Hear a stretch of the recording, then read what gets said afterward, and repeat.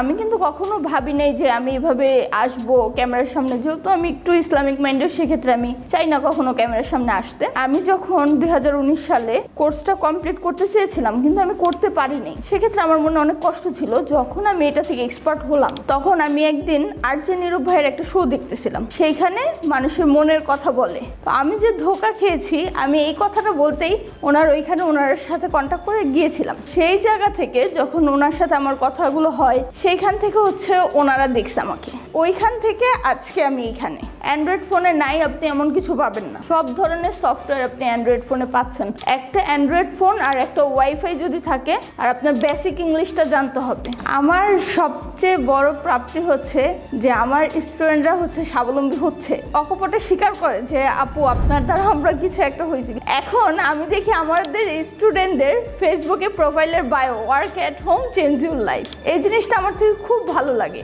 Facebook marketing, advertising, LinkedIn, Twitter, Instagram, digital marketing এর যে 8টা part আছে, ওই 8টা পার্ট নিয়েই কাজ করি। লার্নিং অ্যান্ড আর্নিং ইনস্টিটিউট, আমরা এটা 4 মাসের একটা ট্রেন দিয়ে থাকি স্টুডেন্টদের। তো এখানে ওরা 45টা প্লাস ক্লাস পাচ্ছে, প্রতিটা ক্লাস শেষে আমরা রেকর্ড দিয়ে দিচ্ছি। তো এখানে অনেক জায়গায় শেখায়, কিন্তু কাজ কয়জন দেয় আমাদের এখান থেকে? আমরা চেষ্টা করি যে প্রথম অবস্থায় স্টুডেন্টদের কিছু কাজ ধরায় দেওয়ার জন্য। ফাইবার, আপওয়ার্কের মতো জায়গাগুলোতে আমরা কাজ দিয়ে দিচ্ছি স্টুডেন্টদের। তো অনেকে বলে যে লাইফ টাইম সাপোর্ট দিব, তো আদৌ কিন্তু লাইফ টাইম সাপোর্ট দেওয়া যায় না। আমরা 3 বছরের সাপোর্ট দিচ্ছি, এই 3 বছরের মধ্যে স্টুডেন্টদের যে কোনো প্রবলেম আমরা সলভ করে দিচ্ছি। প্রথম অবস্থায় যে মার্কেট প্লেসের যে কাজগুলা ধরা খুব সহজ না, এই কাজটা আমরা দিচ্ছি। এখান থেকে যারা আমাদের ভালো কাজ দেখাইতে পারবে তাদেরকে আমরা আবার আমাদের ইনস্টিটিউটে রাখতেছি আমাদের কাজ করার জন্য। যেমন আমরা কিন্তু শুধুমাত্র একটা ইনস্টিটিউট চালাই না, এখানে আমাদের ইনস্টিটিউটে কিছু ক্লায়েন্ট থাকে,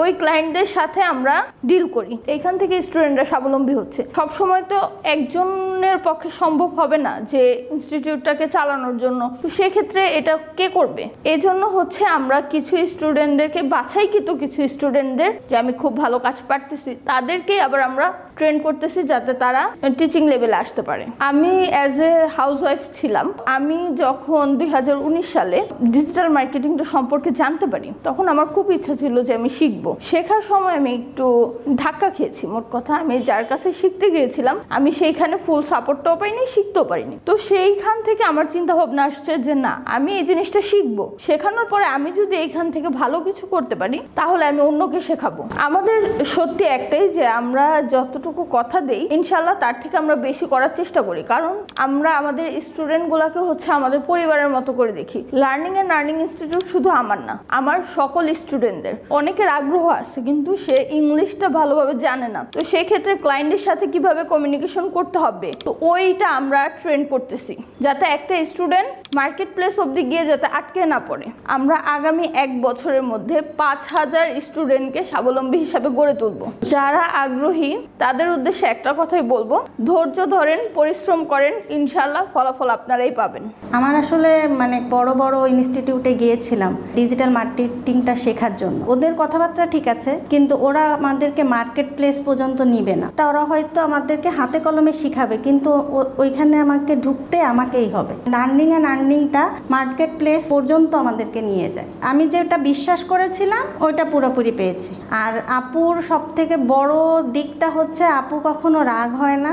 আর আপুকে যখনই মোবাইলে নক দেওয়া হয়েছে, আপু কখনো কখনো সাথে সাথে রিপ্লাই না করলেও সে রিপ্লাই করেছে।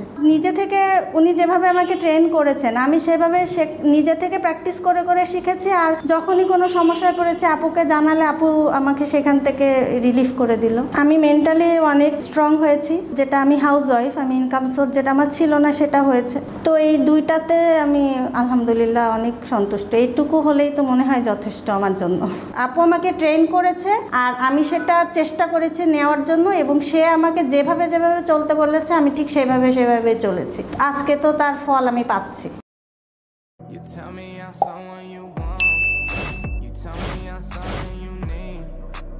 Baby, you know that I'm bad for you, yeah. Why you gotta be so nice?